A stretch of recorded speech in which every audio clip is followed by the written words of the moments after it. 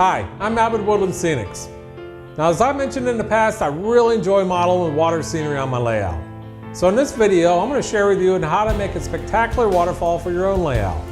I'm going to be going over some great tips and techniques on how to make some cascading water.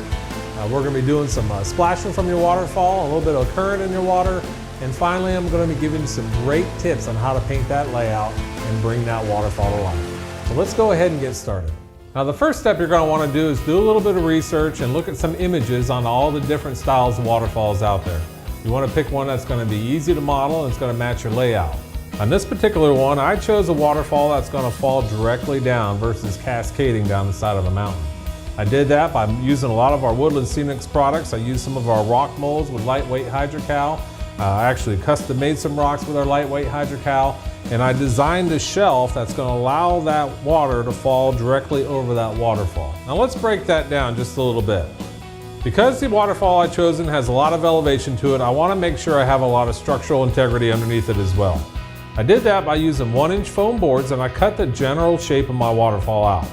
Now once my foam boards are in place, I go ahead and fill in the general contour of my landscaping with crumbled up paper overlaid with Woodland Scenics plaster cloth. This is going to give it a nice strong shell to build my landscaping upon. At this point, it's time to add rock to your landscaping.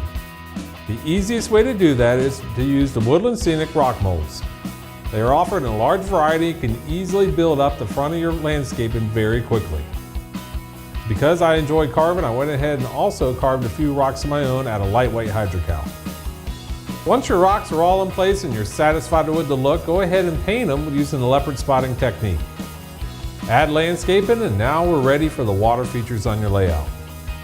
Now that we have our rocks all painted, we can now turn our attention to painting the area where our water is going to be on our layout. A great tip would be to paint the area where you want that deep water a little bit darker and paint the area that's going to be shallow a lot lighter in color. Woodland Scenics makes that very easy with a variety of pigments, and you can mix that with colors of your own to get that variation you're looking for. Now and again, I really enjoy modeling the water features on a layout. It's a lot of fun for me, and there's going to be multiple ways to actually model a waterfall. I'm just going to show you a couple of them. The easiest way to get started is to take a measurement of where your waterfall is going to be on your layout. You want to know the width of the waterfall for sure. You definitely want to know how far that waterfall is going to fall down to the layout. And once you have those measurements, it's now time to move to the next step. Now with any waterfall, you want to model it on a non-stick surface. I prefer to use plastic coated paper because I find it releases the easiest. Now go ahead and squeeze water effects directly out of the bottle onto your wax paper. You want to squeeze strips the length of your waterfall plus an additional ½ inch so you can feather out the ends. Now to feather out your waterfall, you can use a few toothpicks or a pointed object to help taper the edges. Now this style waterfall I really like to use for any type of cascading. You could even cut that down into smaller pieces to tumble over rocks. It's just a very versatile looking waterfall. Now this next style waterfall is the actual style I chose for my layout. But instead of squeezing strips of water effects, you actually want to create the outside edges using that water effects right out of the bottle. Now a great technique at this point would be to use a thin tool, either a dowel or even a pencil, and stipple the edges of that waterfall in a downward motion. This will pay off later by giving that waterfall texture. Now once your water effects dries, you can now fill in those shapes by using Woodland Scenics Realistic Water. By doing so, you can now stack these shapes in front of each other and have a very clear and translucent waterfall. This will give your waterfall a very three-dimensional appearance. Now before moving on to the next step, you want that realistic water to dry 24 hours. Now the final step to prepare your waterfall would be to add a little bit of color to it. I like to mix a little bit of Woodland Scenics white pigment along with the water effects and stipple that on in the downward motion. This will give the appearance of suspended water or foam in your waterfall. Now once you get the look you're satisfied with, let that dry completely before removing from the plastic coated paper. Now as you can see from my layout, when I was in the design process, I knew I wanted my waterfall to fall from a lot of different areas. I got a lot of cascading rocks to go over. I got a lot of protruding rocks to fall from, and these are the details that you're going to want in place before attaching your waterfall. Once your waterfall is ready to attach, it's very simple to actually attach it to the layout. You simply want to attach it to the very edge of the rock it's falling from.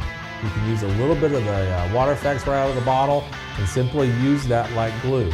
Once you have it attached from the top, figure out where that's going to lay in the bottom. If you need to trim it a little bit, that's okay. Or you can just simply use the water effects again right out of the bottle and paste that down with a paintbrush. Now once all your waterfall is attached in place, you want to continue to add water effects right out of the bottle at the base of the waterfall. This is going to give that water a lot of movement, or make it look like there's water falling into the water itself. The more you add on there, the more texture and the more movement the water will have. You can also continue on through your layout with water effects and imagine where that water will be tumbling over rocks and add that texture to it. You can do this as one step or as many steps as you want to get the look you're looking for. Now at this point, we're going to be turning our attention to the smaller cascading waterfalls in your layout. You can put those wherever you see fit on your layout, but the more you add, the more detail it's going to add to your layout, and it's going to be more interesting to look at.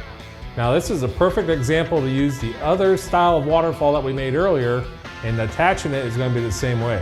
You can use water effects either directly out of the bottle or add it on with a brush and attach it from the top and work your way to the bottom and attach it where it's going to fit into your layout.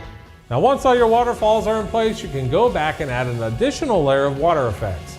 Now as I mentioned earlier, a great tip, you can add a little bit of the Woodland Scenics white pigment to your water effects, and as you place that onto your layout, you're going to see how that water is going to look rougher as it tumbles down over the rocks. And as a final step, pour on your Woodland Scenics realistic water. This is probably my favorite part because as you apply that to your layout, you're going to see that waterfall come to life.